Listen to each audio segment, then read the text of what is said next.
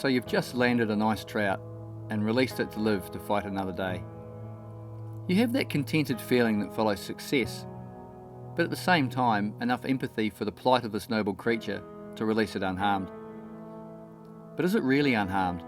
And did you consider just how you went about this highlight of your fishing day and the ramifications of your handling of it? Many of us are probably guilty in our early angling years of failing to give due consideration and care to the welfare of what is a fairly delicate creature. With the Keep 'em Wet initiative gaining momentum around the world, it's vital we release all our fish with the respect and care they deserve. The grip and grin shot is still sought by many anglers, including my clients, and it's not for me, or anyone else, to dictate just how your photo should look should you choose to take one. Therefore, as a guideline, here are a few important steps to follow in the capture, photography and release of your trout. Step 1. Use appropriate tippet strength to facilitate the quick landing of any fish. Step 2. Understand just how much pressure you can put on a fish. It's normally a lot more than you think if you use the correct rod angles. Step 3. Use a soft mesh landing net and wet well before capture. Step 4. Keep the fish's head underwater throughout until the photograph is taken. Step 5. Wet your hands thoroughly before handling the fish. Step 6.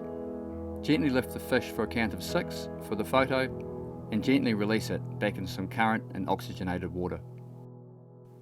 As a side note, the use of gloves has stirred controversy around the world, but for New Zealand, I certainly use them and encourage my clients also to do so, as the trout here are big, robust fish that will kick about, especially if played quickly, and dropping fish on rocks will happen if bare hands are used. Cradling the fish with hands under the pectoral fins but away from the gills keeps the fish from squirming as much as they do when pressure is placed on their stomach.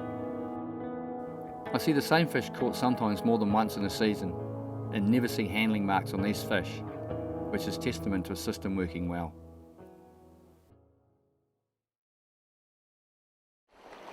Oh mate, so we've just landed a fish. Probably a good time to talk about fish handling. We've landed this fish, sitting him in the net cradled like that, in the current, so that he's recovering with the flow coming down over his gills. That's something you always do, isn't it? Absolutely. Try and keep them out away from the edges where they run the risk of being dropped and hitting rocks and things like that. If we can keep them out away from the shallow water and a reasonable depth, we can sit them in the net. Definitely better for a fish. Yep. So he's recovering after a bit of a battle. We've kept him in the net the whole time, so that you can see his gills are working really nicely. He's relaxed. He hasn't been out of the water, and for purposes of taking a photograph, we'd literally just step in, grab him by the tail, cradle his body under the fins, careful not to, making sure you don't squeeze the body at all.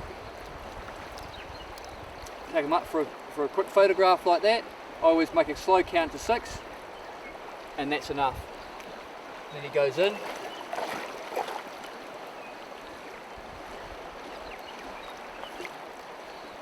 And he's away. It's in good shape.